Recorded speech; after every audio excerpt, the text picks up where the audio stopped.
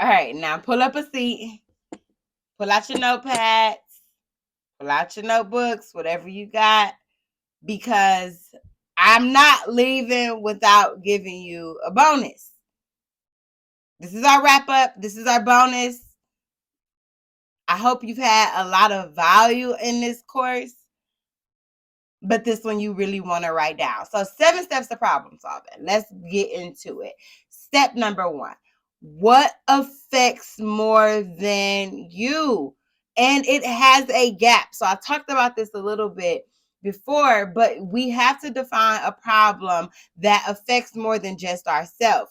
When I'm looking to create a tangible product or a service to provide to someone, I'm looking at, on a larger scale, what is something that exists that affects more than just the individual who is creating the product or the service? Is there a gap already? Can it survive inside of the market? Meaning that once you create this product, is it something that you can place in Target? Is it something that you can place online on Amazon? Or is it something you're going to have to sell out your trunk for the entire lifespan of your business? 2, to prevent, to manage, or to remove. What is your intent? What is your intent with the solution of your problem? Are you looking to prevent the problem? Are you looking to manage the problem? Are you looking to completely remove the problem? What is your intent with your solution?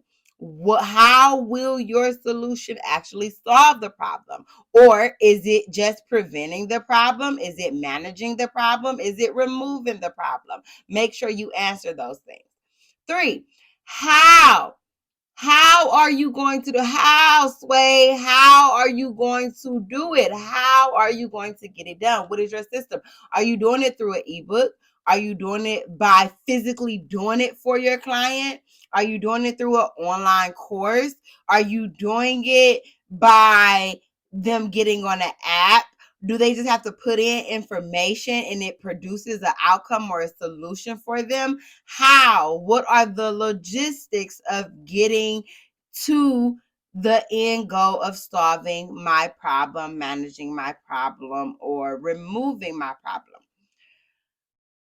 What other options exist? 4, what other options exist already? So just like we talked about with the Eventbrite, if I'm a person who is showing you what hotspots exist or what hot events are taking place, what makes me different is something that I have to define. So in order to define what makes me different, I have to know what's out there and what are they already doing. So write that out. Map it out. Don't just have it in your head. We have to get out of the mind space. There's so much that go on in our head as humans. There's so many thoughts that go through our mind on the daily basis, every second of the day. So we cannot rely on our mind to remember the market research. We have to write it out so that we can see it in front of us and create tangible solutions based off of that and identify what makes us unique from the issues or the solutions that already exist out there. What is my final solution? Meaning that I've already looked at what other people are doing. I've already identified my way of doing it. I found my common ground inside of it. Now, which one of these things am I going to test and take to market? How am I defining that is a big thing. Meaning that, okay, if I already see that Eventbrite and Ticketbud and every other platform is using the same process, but there's no immediate response times or something of that nature, okay, let me add this into my system. This is my solution. This is what makes me different. Now let me get ready to put this out into market once I've created this final solution. And a part of that final solution we dive into inside of the masterclass, where we really jump into what does it look like to bring that solution to life. But that brings me into 6, process and systems. Once I've created this solution, how am I going to deliver it to my client? And how does my client actually utilize it from step A to point to step Z? Like, what is the experience like? What is the customer experience like? And what process systems, platforms am I using to actually bring that experience to life? And then 7 is just to evaluate it. Once I've created this problem, once I understand what the problem is, I've created this solution around it. I found a way.